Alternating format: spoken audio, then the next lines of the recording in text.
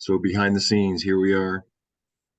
Game of now proceeds. Behind the scenes, yes. You are in your studio. It's a terrible connection. This. I'm going to go to my phone. Okay, hang on.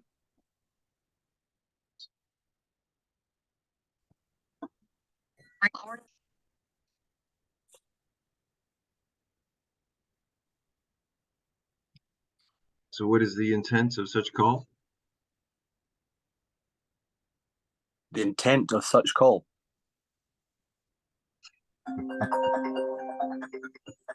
Someone's trying to call me. He thinks it's now. Hang on. Oh boy, maybe I got the time wrong. Give me a second. I need to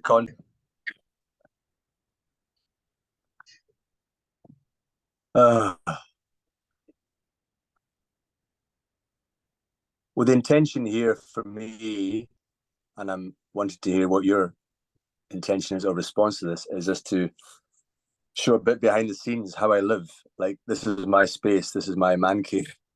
Not to be shown to anybody who hasn't paid like $2,000 to access this, which we share $1,000 each. You know, if you want to see the background as to how one lives, to be able to do that at the front end, this is it, you know, and then how we talk and how we share. But you don't get access to this unless you pay top dollar. Big bucks. Big bucks. To see how we do it. The huge infrastructure, this planning. Is how we do it. This is how we do it, yeah.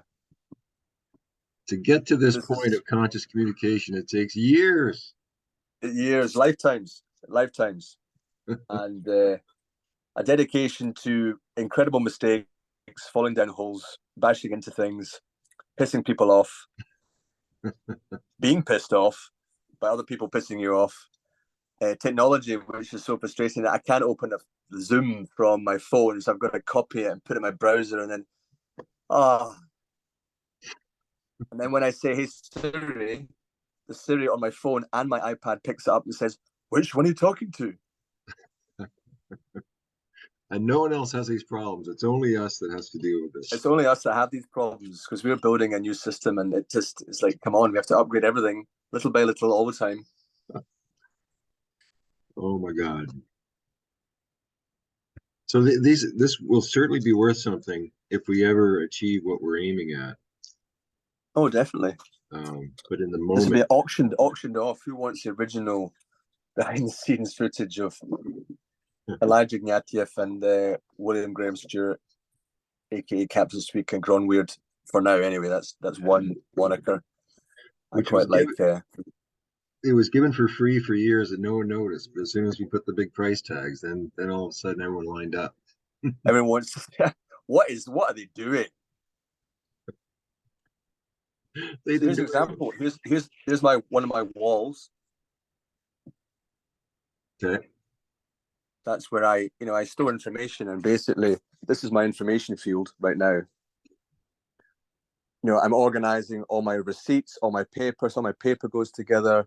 This is all like things that are on in the local area, things to remember, beautiful adverts. I saw that Jeanne d'Arc and the Angel, my passport photographs, homeless people in Barcelona, some glasses I found, Baby Odin in London. Just, there's enough content there for me to spend a week looking at it. Mm-hmm. These are two amazing pieces of, well, that's technology. Then we've got all my guitar, some clothes, my clothes up here. This gives you access to all sorts of Netflix rubbish and Disney stuff. Having watched all the Star Wars again from the beginning up to number 4 now. And then this is my lunch, my all my good food. I love chili, sriracha sauce, hot sauce for anything. Pour it on a vagina or penis near you anytime. And then you've got hot marinade sauce. You've got beans. Got my bins. I've got my compost bin. I've got plastic. I've got my paper. Got my pot, which has got beans. I've got my microwave here, toilet. It's all here, man. This is where empires are built. Exactly, in small boxes. Let me go outside to this gorgeous scene. I won't film it because they haven't given me permission, This is one of the great things we learn about consent. Mm. And a lot of people have no idea about consent and just do things, and then they end up in trouble. Mm. I've done it myself many times. Mm. Yeah, I understand that one. We're being Oh yeah, spontaneous in the moment. yeah, exactly. And then you go, "Oh, sorry, I didn't mean to share that."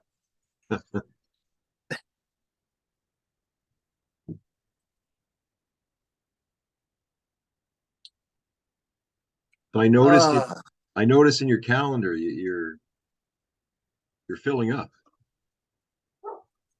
well, there's this thing called the Jinkies, and some people watching this will know exactly what that is.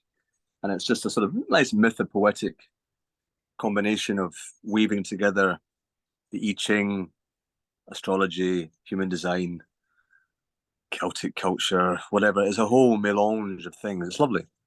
And in my profile, it says I have to keep busy, and it's very true. I love being busy. I love working. I love working. I love working on my shit, not on other people's crap, because it's so boring and so slow. Um, so people say you're an addict, and I say, yeah, I'm an addict. I'm an addict of information. I'm just obsessed by um, learning things and growing and understanding. So everything's information. And so just consuming anything or seeing it, observing it, learning it, watching it, you can learn so much. And the more people you interact with, the more flavors you have, the more, um, yeah, the more spice. Anything from a dog to a king and everything in between, or a queen or a tree or the janitor. Every single person's got a story, and something amazing has happened to everybody. Everybody has had something happen to them, and you just have to find out and to give a shit, really. Mm. Yeah. How's your morning been? Anything interesting happened to you? Well, I did have something happen that was um, quite interesting. I've had a team that has been meeting for about a season that has had the purpose of supporting me in my work. And I have three very special people involved. And we're now going into the next season deciding if the team wants to continue. And one member of the team is bringing up the what would you call it? He's questioning the purpose of the team, which, Okay. and he's sort of calling bullshit on, let's say, my work as being. Can I read it to you? Sure. Is it a certain person in New Zealand? No, no, no. I no, maybe I'm no. I can't read it to you. No. But it's what's there. It's kind of like the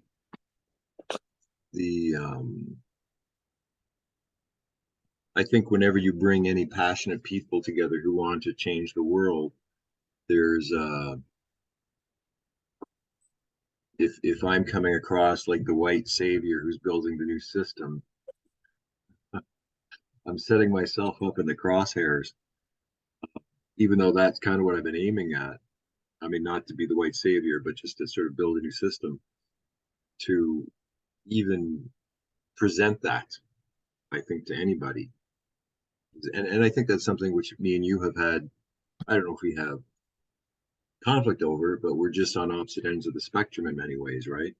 Of me coming in with this super structured thing. And I'm not even a structured person. I mean, that's the funny thing is like I'm not fucking structured at all. And yet I just my mind has this obsession with sort of maps and distinctions in language and trying to figure it out, right? Always trying to figure it out. I'm always trying to figure it out. And then share, trying to share with people, see what do you think? What do you think? And so and what's interesting is I had no negative response. I had no sort of I could see his point.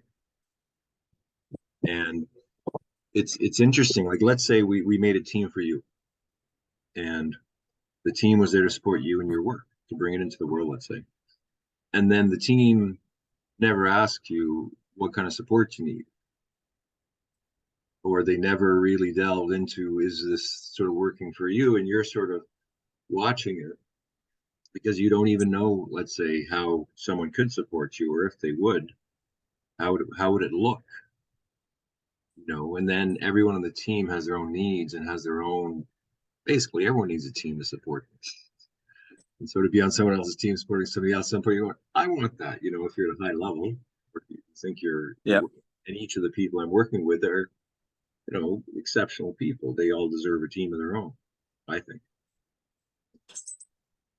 So it's like looking at the structure, like as we're creating a synergy team with a synergy wheel.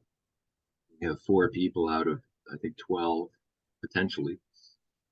And is the idea to learn, okay, as a team, independent, let's say, of my work, even though the wheel is sort of my work, how would a team work together, let's say, to start a business using this wheel?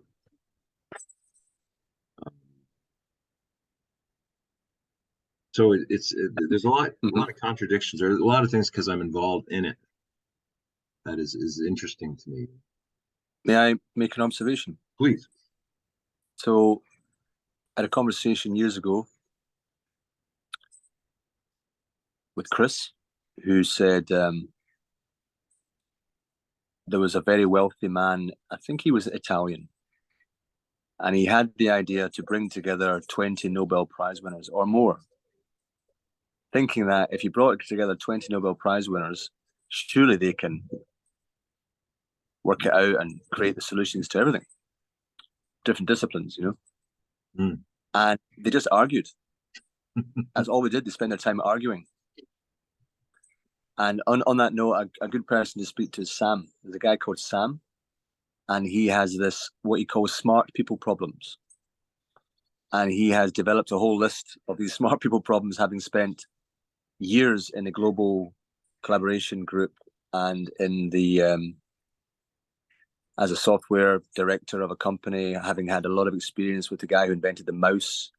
I think it's Doug Engelbart, early days of Apple, and saw that, when you've got very smart people working together, it is very difficult to get out of each other's way and to say, well, okay, what's happening now, and who needs to lead this now, and who needs to support now, and who then needs to lead then once that first phase is done. And then going back to Chris, he said that for him, you start with 1. You get a strong 1, then you get a 2. You get a strong 2, and then you get a 3. And then once the 3, the triangles has to take time to form, building something. It could be anything. It could be a web page. It could be a documentary, a little video, anything that they do to say, okay, we've tested our collaboration and that works. Then you go to 5. Then you go to 7. This is Fibonacci. Then you go to 9. Then you go to, until eventually you get to 20 and the prime number is 23 or whatever. So it's like, if you try to get 20 all at once, it's going to take you a long time to do it. Whereas if you start with 2, so if you and I started just to build stuff on conscious communication, then we get someone else in who's a 3 who can do something that we can't, or who loves doing something that we don't like to do, like admin or social media posting, or someone who loves there are people I know who are just so good at Instagram. They just know exactly what hashtags to put in. They know when to do it. They do it timing. They do it every day. It's regular as clockwork. They build a following. They do this. They get gigs. They get all sorts of stuff. And that's what I'm counting on right now. Is I'm with these people in Brussels. I've met them, so I know them. They know me. They don't know me now, but they knew me then last year, and they like me. So they're saying, "Look, happy to do this bit for you free of charge, as long as we get like a free entrance to your gig in Brussels on the 28th. I've now got a venue, I've got promoters, and I've got a venue, a promoters, and I've got agreements.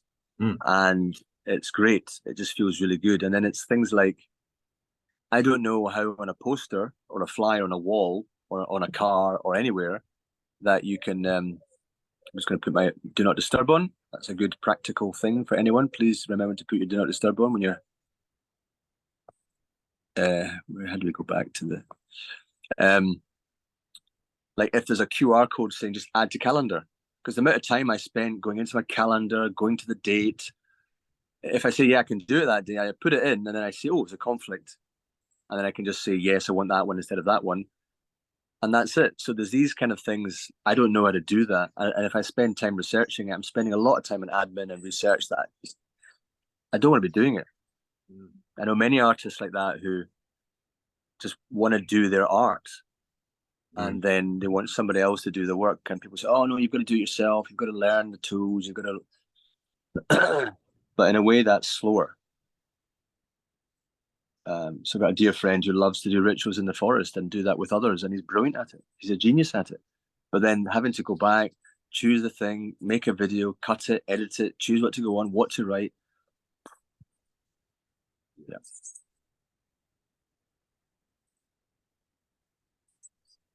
Yeah.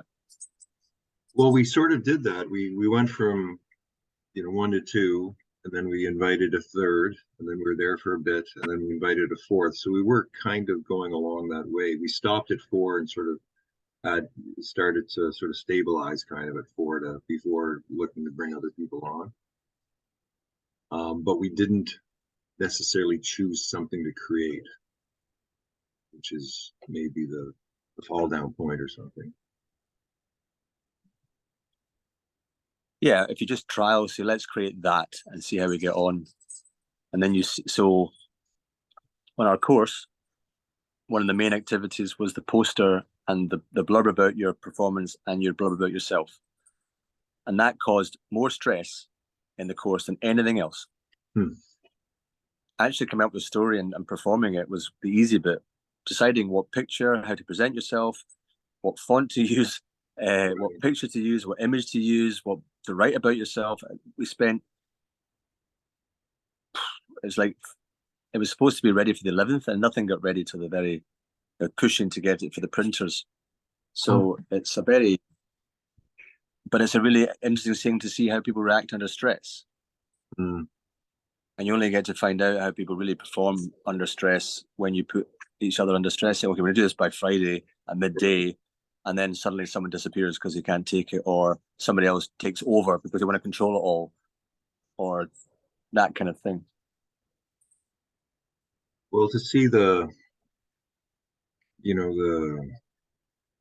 content of the creation versus the business side of getting ready for it, and how, just like you said, like there's a lot more stress on the container for the content and how it looks and how you present it, and that says a lot, I think, in terms of what stops artists from maybe going somewhere. Or yeah, it's really that kind of. I mean, I can understand the argument to say that's the same musician who's really focused on his or their work, and they just create it, and then they're just so passionate about it that they attract people in who say, I want to promote this because I love it, and I do the promotion, I love promotion. I do this bit, I love that bit, and then they just coalesce around it. But that's quite hard to do.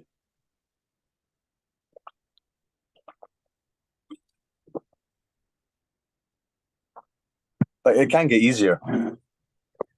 Just need the tools to do it, and I think a lot of it's to do with people just letting go and allowing the flow to happen. And if it works, then keep good doing it. If it's not, then stop, reflect. Why am I attracting that in? And what am I doing that's creating that? So, and a lot of it, I think, is if people have got unaddressed traumas, then the coherence gets affected. sure. And so if everyone knows each other's triggers and what their traumas are and that they're working on, because we're all traumatized in some way, in various degrees and different ways. The wealthy are traumatized as well. And what do they do with their money? How do they know who's genuine, who's not? So even though they've got a lot of money, they're still traumatized. And those who have got nothing have the trauma of having nothing. Yeah. And so we're trying to support everybody so that everybody wins. And that means that those who have loads of money need to learn how to let go and not panic about having nothing, because they never experienced having nothing. Yeah. And those who have nothing are terrified of having something because they're not used to it, and they're so used to suffering and pain that they're addicted to it. And anytime something happens, they sabotage it because they're not used to success. Mm-hmm.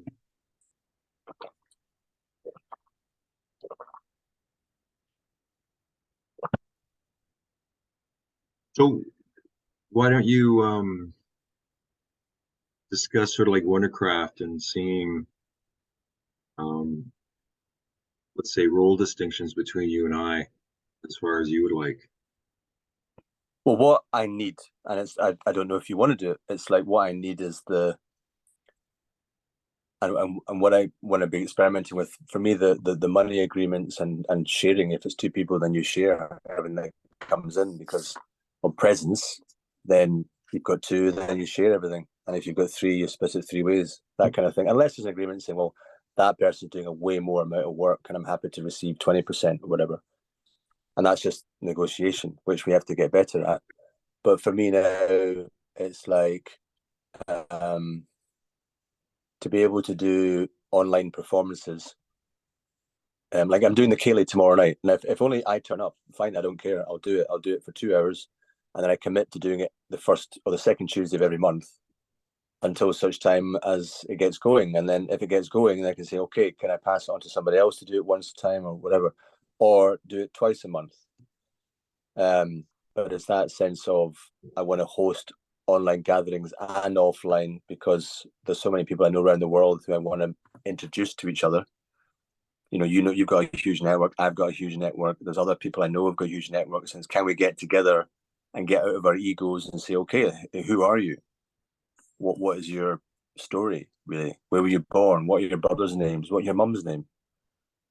And I'll tell this anecdote because I always stuck with me when, again, Chris, you taught me so much.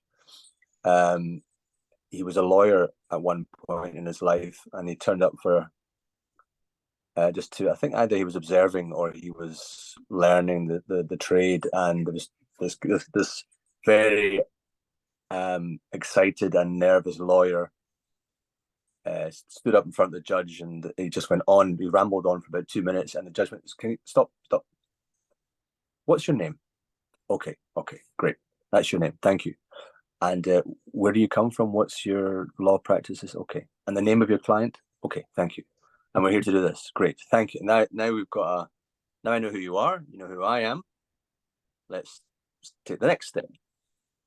So these foundations, like I was just on a call about an hour ago to set up some kind of project, and one of the leaders said, "Okay, are we ready to get our message out there?" And I said, "For me, I don't even know who any of you are. I don't know anything about you. I don't even what our I don't I have no idea who you are. How we got our message. So I want to know you, and I love Tammy's way of doing it. It's not the only way of doing it. Like you spend an hour sharing your story. Like I was born here. That's my mum, my dad, and I had these experiences. An hour comes out, and the other person goes for an hour. And then after 2 hours of chatting, you get, okay, so you've got a common, at 13, we both had the same life experience. Let's start with that and then move. So that allows you, and it takes a lifetime to get to know anybody. It's taken me 50 years to get to know myself. How am I going to explain what I'm doing to others? And a lot of the time I find that people are in a rush because they need money. And so when they need money, they start to panic and rush and say, right, let's get going. We've got to launch this, get some funding. And no, the foundations aren't even there, because as soon as there's pressure, that person who needs money will blow it up because they need the money. And if those people don't help them, they panic and they have a fit. I've seen it so many times. I've done it myself. So when you're really comfortable in what you're doing and why you're doing it and your purpose for doing it, which might take 50 years, 50s, and I'm in my just turned 50, and I just feel that now I'm just starting to get a hang of it. Mm.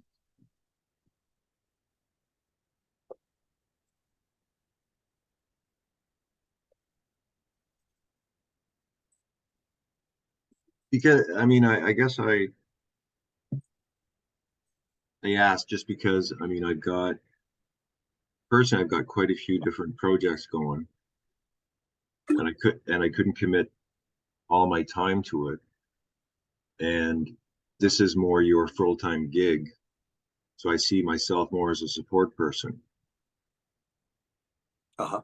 depending like um but I'm open. I mean, I'm sort of like there's certain people Well, over the what years is that it you really enjoy doing? What is it you really enjoy doing? A list of things. well, there's the things I enjoy doing that I'm not doing because I'm doing my work. Like I Yeah. sort of become trapped by my work, this endless cycle of sort of inventing and figuring things out, but never completing anything, right? So I mean, there's like let's say to get my card set out into the world, I'm not putting that as full time, even though that would change my economic situation quite a bit. But then I'd always be caught in within this. Okay, now I'm selling cards and I'm in production and I'm doing all running a business to sell cards. I don't see myself as particularly enjoying that, so I'm probably not focusing a lot of attention on except focusing on the manual. I like creating things. I like interacting with interesting people. Like I find with you, which I do with a number of other people, right? We talk and I sort of, I load it up, pop it in. I like that. I'd like to take it to a higher level, but I see myself as very stuck in a lot of patterns, like a lot of habits that I'm just repeating the same habits just over and over again, and I'm not necessarily doing like a show, like a real show. I think I would like to do a comedy show in some way or just some sort of show. Well, let's do that then. Yeah. Planetary Guardians meets Wondercraft or the Game of Now, whichever one appears, and then because the times when we've had a lot of fun, years ago when I was in Spain, like being in that airport. It's like, where are you now? Oh, I'm in an airport in Barcelona. Of course you are. Where are you now? Oh, I'm in a toilet in Glasgow. Oh, where are you now? Well, I'm in the undergrowth around. How did I get here? Well, I saw a squirrel going in there and it had a hat on. And I was really interested in where that was going. So, partially true. The squirrel was there, the hat wasn't. Oh, I was wearing the hat. So this kind of thing. And it's, I just had a call where the subject was the imagination and we weren't using any. We were talking about the imagination.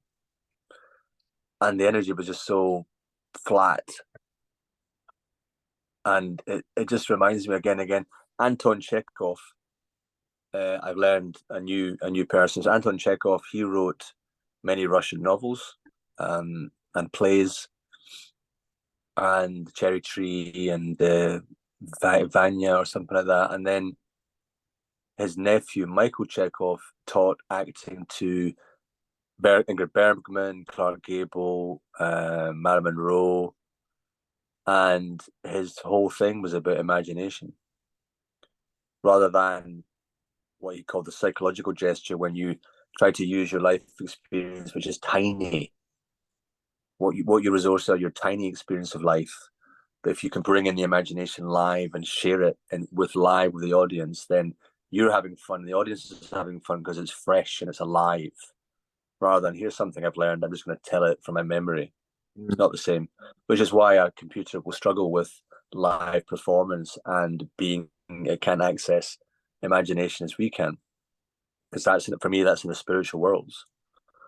Imagination is spirit talking to us. Yeah, and therefore you and I can access together, collaborating, and we don't know what we're going to say, and that's where the imagination comes in. It's very attractive when people are flowing and say, "Oh, I don't know what he's going to say next," and he doesn't know what I'm going to respond, and it becomes alive. Whereas, okay, we're going to read a script, we've learned it. I'm going to play John, and he's a sort of disgruntled bartender, and then you're playing this sort of, wise man who comes in to help him with his problems. So it's like, if it's scripted, it's the past. No, I agree. I don't like scripts much, but I guess it's like creating that context that creates the humor easily. Where like if I'm, let's say, the in some command center, planetary guardian command center, and you're like a secret agent on the road, and you're getting involved in all these situations, and I'm trying to either, I don't know, maybe I'm like, you ever see Get Smart? The show Get Smart. No, I don't. It sounds familiar, but I can't remember. Well, it was a spoof by the end of the '60s, sort of on James Bond, and so Smart Right. was like Agent 86, and he was part of the spy network, and the chief was his sort of his boss, and of course they would like they'd have something like the cone of silence, where the cone of silence would have to come down and they'd have to talk, but they couldn't hear each other within the cone of silence. So they had a lot of, this constant. There's about 7 or 8 really funny, stupid things that happened every show that you just waited for. It's like, that's the second biggest silencer I've ever seen. And, it's always the second. And you imagine what's the first. And can you imagine you are now surrounded by the Eighth Fleet? I find that hard to believe. Would you believe the Seventh Fleet? No. How about my grandmother in a rowboat? Right? And I don't know, like as a kid, I just, but, but that's Yeah. different. And like that's within sort of like we've created a new type of scenario where we're now creating humor in rather than just our normal lives doing it.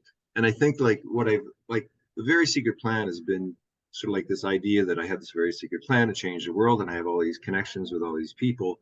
And one, none of them believe in the plan, none of them know they're in the plan, and none of them even treat me as if there is a plan. So I'm always with people who have no fucking connection to me, and that's the humor because I get irritated and angry because I'm trying to plan this thing,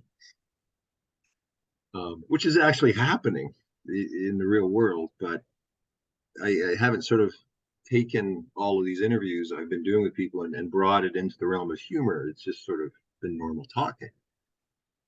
Yeah. Well, I think there's scenarios, like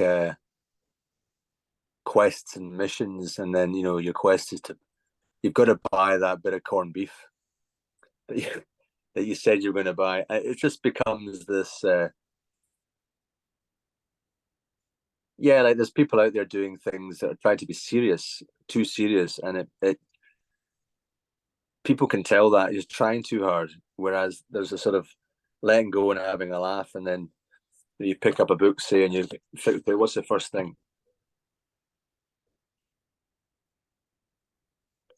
Instead of figuring out why the mother-in-law is so difficult, the client is given the opportunity to process the feeling responses evoked and to experiment with novel actions.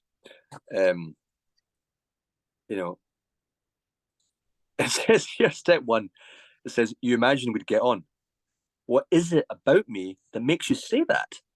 And then they say, step 2 is, how does that make you feel being here with me? And then what thoughts go with that feeling of safety? Finally, okay, so as you sit here now, with me sitting back in my chair, relaxed and speaking in the soft, gentle voice, you feel looked after and cared for. This is an amazingly good book on, it's a therapist thing, but it's Waking Dreams, and it's written by a imagination in psychotherapy and everyday life. It's fantastic. So it says here, even the best attempts at explanation are only more or less successful translations into another metaphorical language. And Carl Jung said that. And then metaphors matter because they give conceptual shape to life, and we live within the dimensions of those shapes as if they were real. And that was Jonathan Rowson, don't know who he is. And finally, the Newtonian view of the world as a mechanism operating in a fundamentally linear way came to Freud, as it did his contemporaries, indirectly, not so much from reading Newton, as through the ways that Newtonian ideas pervaded 19th century science. So it's like they were in the milieu of this way of being and seeing, and that's all they could do. They couldn't escape from it because that's the reality. And our reality, we're coming out of this patriarchal way of being, which I must say here, if anyone's watching this, men as well as women are severely hurt by it. It's not just women who receive the brunt of male behavior of certain males of a certain age, maybe, who themselves were traumatized by the war, traumatized by their parents of the war, and their trend. So, forgive them for they know not what they do. That's a very wise thing to say, old Jesus. who we must remember didn't get it all correct. He said that meek will inherit the earth, but he really meant the meek, the geek, and the freak. So he was a bit behind the times. And what about that fucking donkey? Eh? You shouldn't have got on that donkey. Anyway, what we're saying here is, yeah, comedy. I love that. I remember when you were saying a superhero falls down holes or bashes into walls, or do you think really that Spider-Man went from getting bitten by the spider, creating all these things, and just suddenly starts flying around? No, he'd have gone to a warehouse, tried it out, and bashed and fell over it. In fact, I think they do that in one film. So it's like you got to learn the way of being in the world, and you've got to learn nowadays, as you and I have probably learned, is that there's a certain what I call the weird quotient, so that certain people in certain spaces can only handle a certain level of weirdness before they actually will either run away or attack you, or throw things at you, or shout at you in groups saying, "Hey, why are you wearing that?" You know. So there's someone in the village, Gwen, who wears beautiful dresses, amazing makeup, and she, you know, has a male face and figure, and I don't want to label her as anything because she goes by she, and yet she is very brave to walk around. And this village accepts. She lives in Brighton mainly, but that's, I think, so that's a sense of that's brave behaviour in an English countryside village where people will look at her and go, and she knows it. She must feel it all the time. She's getting those comments from people. Just let me get a charger. Another problem with being out and about all the time, the amount of time I spent charging phones.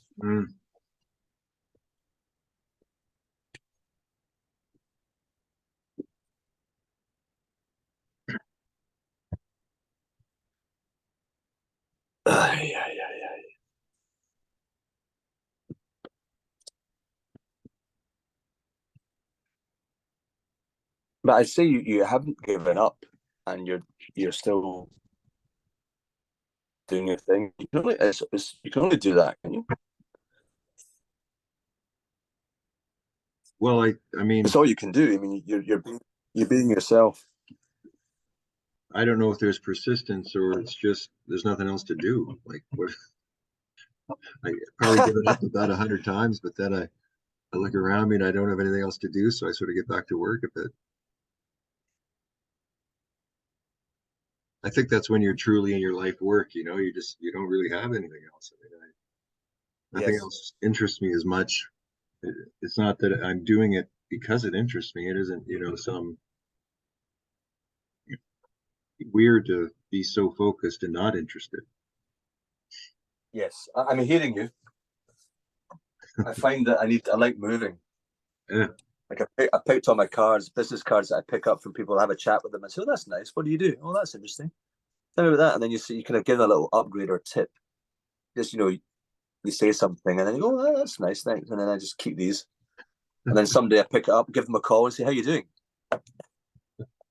I used to have a box of those. I realized I had no follow-up conversation. I was great at first contact, but horrible at follow-up. So I would just gather the cards, put them in a box, and forget about them. The thing is, though, I think it's fine because you're picking up the information and you're making the contact. So do you remember Jean Marie, bless her, who passed away 2021 in February 21? So Jean Marie, just to clarify for the viewers, and Guillaume, with my son, if you're watching this, you probably got free access because you're my son, so I'll let you off for that. But this is wonderful, sparkling elderflower. So if anyone is an alcoholic out there and they like a bit of sparkling, it's very good. It's the taste. It's the nice bubbles, and a little bit of gin, which is a gift from a dear friend who brought me this gin from Madeira Island. It's a very high quality gin. Always go for the highest quality you can. Pour a bit in, and then if you've got lemon, great. Don't do it. Ice is a difficult one. You don't know where the ice came from. Dog. Chin chin. What's on the horizon for you? Well, there's actually quite a lot of things happening, I think. Um, I've recently picked up a sort of project where I'm doing a project management for a friend of mine who's got like 9 different businesses and he needed them to be Wow. systematized. And he's on the bleeding edge or the leading edge of blood transformation, taking blood out of getting rid of all the impurities and putting it back in, and then doing a sacred Wow. ceremony with the people and having Nice. incredible results. And he's Wonderful. he's on the brink of, I think, sort of holistic medicine breakthroughs. And so I'm helping with, just all the little pieces that kind of go with that. And so that's taking me out of my sort of seclusion that I've been in the last sort of 5, 6 months here, starting to work with other people in larger amounts. Because I Nice. found in this basement, I've just been very just in a cave, just kind of getting, for lots of reasons, and coming out and just sort of wondering, what do you do with what you got? Like so many things I could do, but just looking Yep. to respond, to who's connecting with me. Quantum imagination. Quantum imagination. When there's so many things to. I mean, I realized today that I could spend like 2 weeks in here and not move from this shed. I could connect. I could talk. I could, I could fast. I don't have to eat. And I could just lock myself in here and disappear, and no one would really know. Yeah. I could just not go to any appointments. They'll say, "Where is it? What's happened?" And then I'm free, basically. Mm. And because I know that, I choose not to do those things and honor agreements. Because when you honor agreements, you build trust. And the amount of agreements I've broken over the years when I'm going so fast that I just sort of crash into walls, all those kind of things. And when you don't turn up and you say, "Oh, sorry," or I put in 1,700 in my pad, my writing pad, which is obviously 5 o'clock, but I read the 7. I put it in my Google at 7 p.m. Therefore, I missed the 1. Therefore, that's why that guy called at 5 p.m. I thought, oh, it's these little things. You go so fast, you lose these things. Well, I lose. Mm. Well, I mean, Um, isn't that what kind of beautiful about our lives, but sort of creates the insanity that we go through sometimes? I mean, we're not scheduled people, and at some point, the world's running on a schedule, and you have to run on a schedule in some way. yeah, like these Calendly things. This thing called Calendly, where people send you a link saying, "Find a time in my schedule and book yourself in." I'm like, no. I hate them. I mean, what kind of gives you the you want to control? You want to basically ask me to put a book with a point with your sort of your automated personal assistant. No, we're on the call now. When we just flow in. If I see you online, you've got a dot. We agree. I just say, "Hey, how you doing?" If you're there, you're there. If you're not, you're not. There's no coherence. When there is coherence and when there's resonance, you connect. Ah, Mhm. okay, we've connected. There must be something to share. And like Gino's like that. Gino will call you, and if you don't answer, he just leaves and goes on. But when you do connect and he's there, we've got something to connect and share because we're both here at the same time. We're both in very different time zones. Mm. That's a challenge in itself. He wants to talk to me. I want to talk to him. He's saying, "Hey man, what's up?" So if people all had those agreements, mate, see you at 9 on Thursday. It's like, 9 on Thursday. I've got no idea what I'm doing this evening. You want me to? Yeah. Do you want to reorganize my entire day and week to put you in there? No. So it's a question of teaching people how to live in flow. Mm. And when they try to hold you down and say, "No, we must speak at 9 a.m." Well, you do that, but I will not be relating with you in that way. Um, yeah. Well, the irony is that a part of the scheduling system I have, or the timing system, is a cyclical schedule that I'm not using. That because I'm the same thing. I'm totally in the moment with what I'm doing, and I I'd have. say the thing is, though, like, yeah, go on. Oh, go ahead. I was going to say for that, for you and I, it's like I do agree with your process of if we do meet on full moons, or there's certain planetary alignments where things are, there's more attuned. So, for example, on the call today, one of the men was saying, on Wednesday, which is Mercury, so Monday's Moon, Tuesday's Mars, Wednesday's Mercury, Thursday's Jupiter, Friday's Venus, Saturday's Saturn, Sunday's the Sun. Each day has a certain kind of quality to it. So this is Wednesday, and that's very good for Mercury, for fast flowing messages, communication. Thursday's Jupiter has a different feel to it, which is more like I've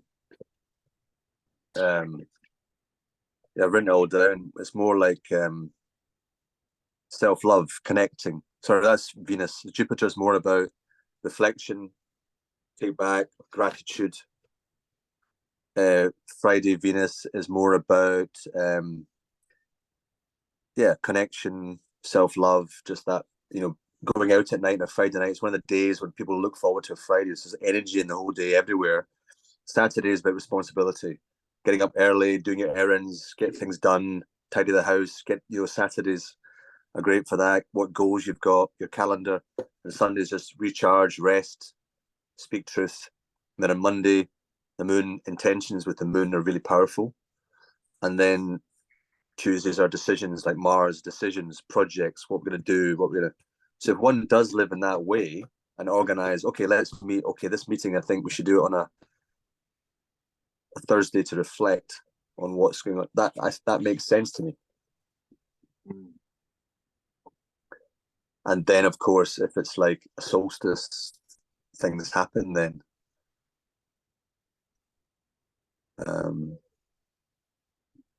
So so you don't live by the calendar you created? Is that what you're saying? Not yet. Not yet. Okay.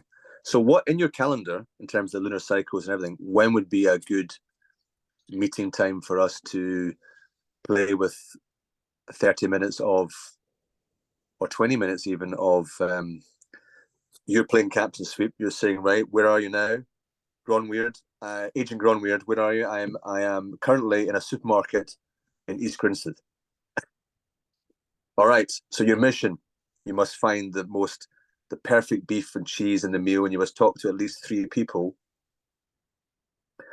And then I've got a camera on, and I go, and I say, excuse me, what beef would you suggest that I buy here? I'm looking at it, whatever. But we just make it up, Okay. and we just see how it goes. Because if we can teach people improv, and then people say, God, I'd love to do that. Right. And then you basically end up with people saying, oh, can we do that with you? So, yeah, well, you pay us a fee, and then we'll happily spend time with you. I'm thinking it might work better the reverse, where you're in situations that are actually funny and you're seeing something that could happen. So you bring me in and you sort of give me the context, and then we sort of come up with something, and then we utilize it sort of in the moment. I don't think it'll work with us scheduling anything. Well, okay, so it could be that I'm in a situation, and I could even just make a recording saying, this is Agent Gronweird out in the field. I've just met, you would not believe this, but I've just met a troll. And he wasn't under a bridge. He was living behind this, whatever. And this is what he said. And then I'm sending this report in to Captain Sweep, because we have to kind of add this to the files, Captain's log, star date, whatever. Yeah. And yeah. Yeah, no, I think that would work. I think there's probably a few different things that we could do. And then maybe I edit something that sort of brings in some humor. And then we sort of try to figure it out. But I think for both of us to sort of go with the flow of it is the best way. If we have the intent to be funny, then we'll see if we can. Yeah. Yeah. And maybe there's also, I think with humor as well, the other side of the coin is when one feels like sad or depressed or upset, just to being able to share that whole, it's not all fun and giggles. It's like, God, today I just I can't believe she said that. And it's really hurt,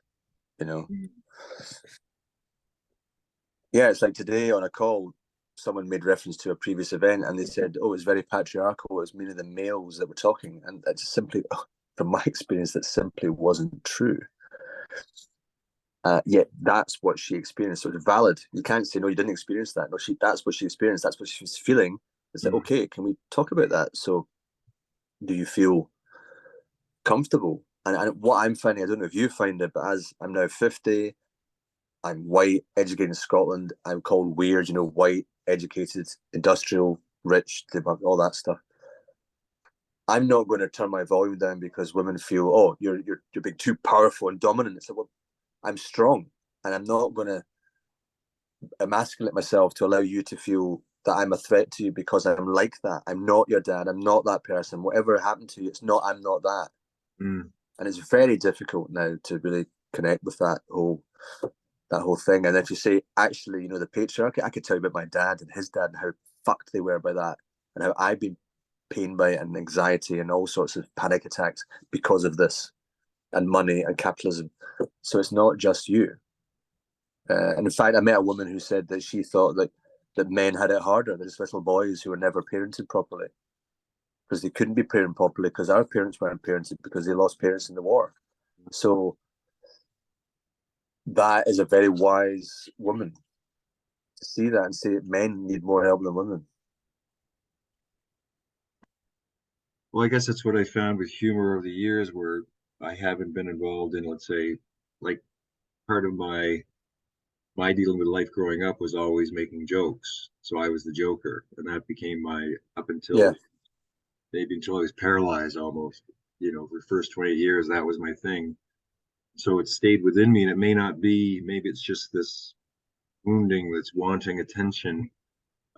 Because whenever I'm involved in things that are too serious, I start wanking out. I want to lighten things up a bit.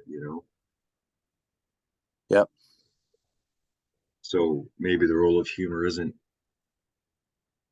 doesn't need to lead in terms of it. I mean, it depends, right? I mean, maybe we're really funny or maybe we're not. Like maybe we're actually bringing attention to some shitty things about life. I don't know. But I think it's, yeah. It's a mix, over I the, think. A mix, yeah, I mean, we've been, what, I don't know, 3, 4 years. We've been interacting for about a number of years, right? yeah. And we have a certain I think it's 7. I met Tammy in 2016. 7, Yeah, probably. so I met Tammy in 2016 around July, August, and I remember working with her intensely for 3 months, more or less, maybe two. And yeah, that was 2016. That was a big year. And then she said that she learned a lot from you and Soma, well, who was Gabrielle Silverfire, but it's flying here. Yeah, so she said she learned a lot of you guys. So I think she connected us. Oh, so we were connected through Tammy. I forgot about that. Yeah, who bless her is getting married.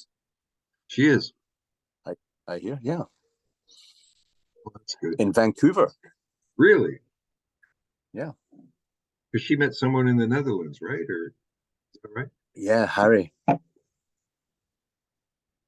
Wow. I think it's a nice protocol to not use surnames because if you say Harry, that could be anybody. If you say Right. someone's name and then they hear that we talked about them and they said something by mistake, then it's not a good idea.